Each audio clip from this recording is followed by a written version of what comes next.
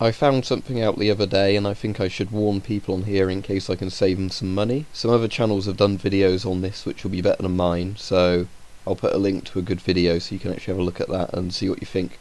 But basically it turns out that air rifle scopes, or a scope mounted on an air rifle that's not designed for an air gun, is going to be broken by the air gun. This might not be true for PCP and CO2 air guns, the cartridge types, but for both springers and gas rams, springers to a bigger extent, the recoil pattern of the spring will actually damage the internals of the scope. Because I'd been wondering why that new scope I'd bought wasn't holding zero very well with the air rifle. You know, I'd zero it, a few shots would be fine, and all of a sudden the shots are going wildly off. I'd re-zero it, and then the same thing would keep happening and it'd be getting worse each time.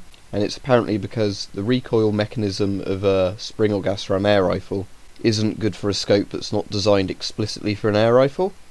Because I'd had, and I've still got a Birmingham Small Arms BSA scope on my air rifle, and that's been absolutely fine. I've had no problems with it. It's a really good scope. I thought, you know, I'll get something a bit more upmarket for the YouTube videos.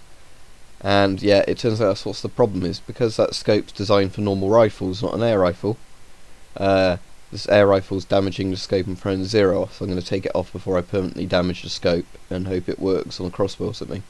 So basically, what the issue is that even a scope that's designed to withstand heavy recoil from a big firearm, say shotguns or 7.62 NATO 308 type rounds, or bolt action rifles, the reason the recoil is different in a spring gun is how the recoil comes through the gun.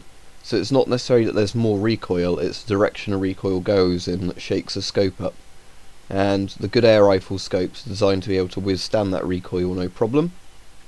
So as I said, I'll put a link to a few other channels that have said about this, but the lesson is, when you're buying an air rifle scope, look for a scope that explicitly says it's for air rifles, not one that's just got air rifle as a tag on the scope description, because that might not necessarily actually work for an air rifle.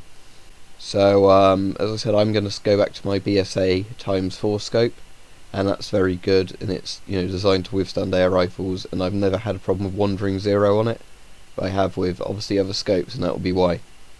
So just a warning, hopefully that saves you some money, especially if you're thinking of buying a couple of grand, expensive normal rifle scope and you broke it on your air rifle.